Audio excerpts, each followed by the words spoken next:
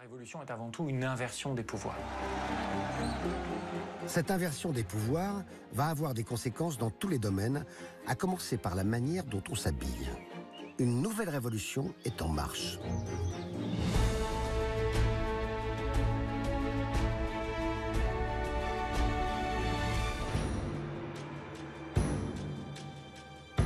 Pendant la Révolution française, on ne plaisante pas avec la mode.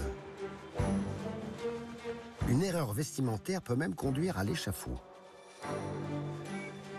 Le vêtement devient un symbole politique dans la Révolution parce que les révolutionnaires veulent s'opposer au luxe aristocratique. Et de ce fait, s'habiller simplement devient une marque de soutien envers la Révolution.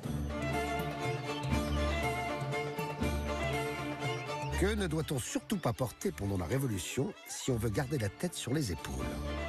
Quel est le vêtement du parfait révolutionnaire? Que nous ont légué nos ancêtres en matière de mode? J'ai un costume de noble, typique, début de la Révolution. Qu'est-ce que je dois changer ou enlever? Tout. On va d'abord commencer par les cheveux. Oui, j'ai une perruque. Eh bien, il faudrait voir les vrais. C'est-à-dire que le citoyen libre porte les cheveux libres. Donc, plus de perruque. Plus de perruque.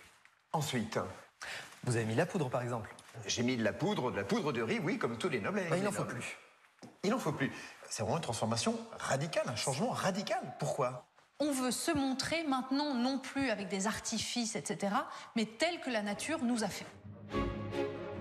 Comme le vêtement devient l'uniforme du citoyen, il devient porteur de nouvelles valeurs. Ces valeurs, c'est le confort, ces valeurs, c'est la sobriété, c'est l'austérité et c'est l'unité.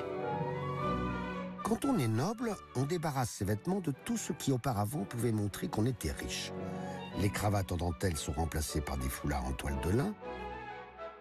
Les manchettes disparaissent des manches des chemises et les broderies et boutons dorés sont remplacés par des motifs et des matières plus simples. Du côté des femmes, on abandonne les tenues encombrantes et chargées en motifs.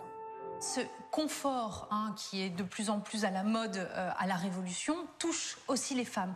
On va se débarrasser de tous les ornements, de toutes ces dentelles, de toutes ces perruques, du maquillage aussi qui devient beaucoup plus simple. Et on arrive à une silhouette finalement un peu plus sobre. On garde un corset mais plus lâche pour permettre de davantage respirer. Et là aussi, on essaye d'être plus naturel. Chez les nobles et les bourgeois, la recherche du naturel entraîne un changement conséquent. Leur culotte est le signe distinctif de leur privilège.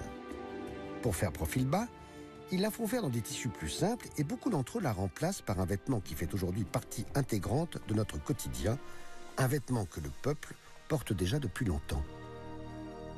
Le pantalon. Le pantalon. Alors évidemment, le pantalon, c'est radicalement différent. C'est quelque chose de beaucoup plus large que la culotte. La culotte est moulante. Le pantalon va être large, va permettre beaucoup plus de mouvement. Si j'adopte ce pantalon à la place de la culotte que vous avez ou que j'ai actuellement, est-ce que je vais devenir ce qu'on appelle un sans-culotte? Eh bien justement. Alors c'est quoi un C'est la base. sans-culotte? Le sans-culotte est celui qui ne porte plus de culotte.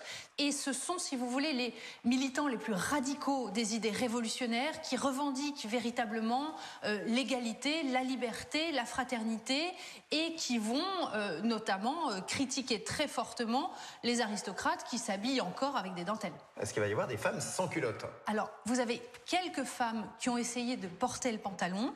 Vous avez même des femmes qui se sont engagées dans l'armée, qui ont combattu. Et c'est quand même très mal vu à l'époque de changer de genre. La Révolution française proclame la liberté du costume. Pour autant, cette liberté du costume, ça ne veut pas dire égalité entre les sexes. Et du coup, le travestissement est interdit en 1793. Ce qui fait que les femmes n'ont pas le droit de porter le pantalon. Vous savez quand est-ce que cette loi a été abrogée officiellement ? Je dirais, j'en sais pas, vers 1850, 1900 peut-être? Eh bien non, cette loi n'a été abrogée qu'en 2013. Normalement, jusqu'en 2013, pour porter un pantalon, j'aurais dû demander l'autorisation à la préfecture de police pour des raisons de santé ou parce que je voulais monter à bicyclette ou à cheval. 2013, ça veut dire que c'est une loi qu'on avait oubliée un peu dans notre arsenal législatif et tout d'un coup quelqu'un s'est avisé il était temps de la supprimer. Elle n'était plus appliquée depuis longtemps. Pendant la Révolution, vont tout de même apparaître des symboles qu'hommes et femmes pourront tous porter, comme ce bonnet. Si vous êtes du côté de la nation, mettez le bonnet des patriotes. Le bonnet phrygien. D'où ça vient ce bonnet phrygien? C'était sous l'Antiquité le symbole des esclaves affranchis. Et donc à la Révolution, on ressort ce symbole issu de l'Antiquité pour montrer que le peuple a retrouvé sa liberté. L'autre grand symbole de la Révolution, c'est la cocarde tricolore. Tricolore composé du bleu et du rouge de la ville de Paris et du blanc de la royauté.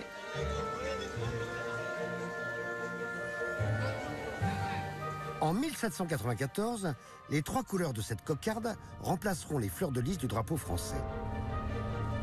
Notre drapeau actuel est donc un héritage de nos ancêtres révolutionnaires.